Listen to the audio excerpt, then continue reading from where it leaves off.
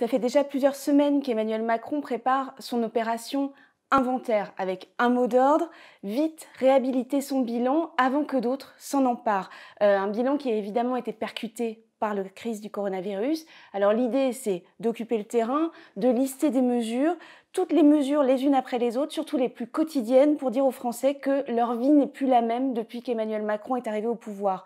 Alors il veut dire évidemment, contre toute évidence, qu'il n'est pas empêché par le coronavirus, tenter, alors que tout le monde attend de nouvelles décisions sanitaires, de parler simplement un peu d'autre chose et dire, comme l'a répété Amélie de Montchalin, la ministre de la Transformation publique, hier, mercredi, que l'année 2020 n'était pas une année blanche.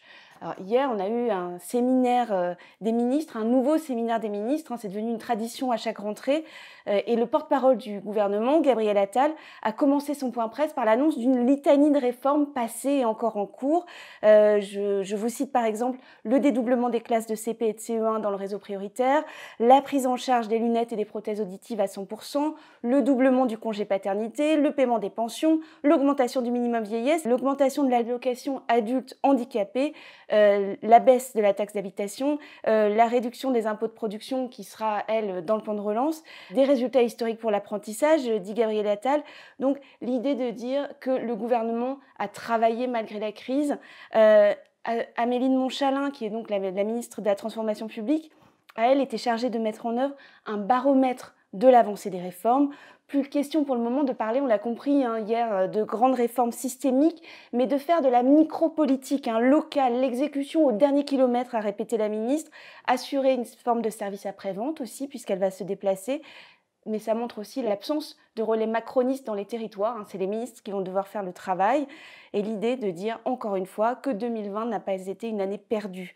Mais dans le même moment, le porte-parole du gouvernement, Gabriel Attal, affirme que la situation sanitaire ne permet pas, on en parlait tout à l'heure, de poursuivre les grandes réformes systémiques, c'est-à-dire la réforme des retraites, et ça va être très compliqué aussi de mener à bien la réforme de la dépendance. Ça prouve bien que le gouvernement est réellement empêché.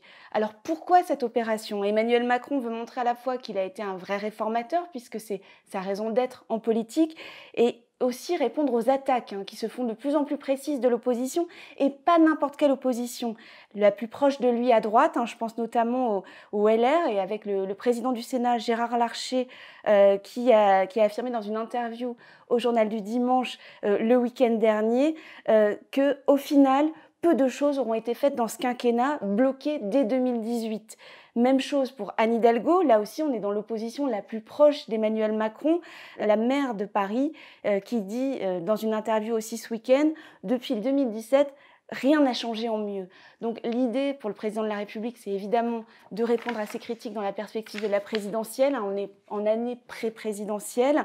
Il entend continuer sa politique du en même temps, en envoyant des signaux aux électeurs de droite comme de gauche. Et l'idée, c'est vraiment de dire que le Covid n'excuse rien et qu'il est nécessaire pour lui d'apparaître comme encore en mouvement, ou de tenter de l'être en tout cas.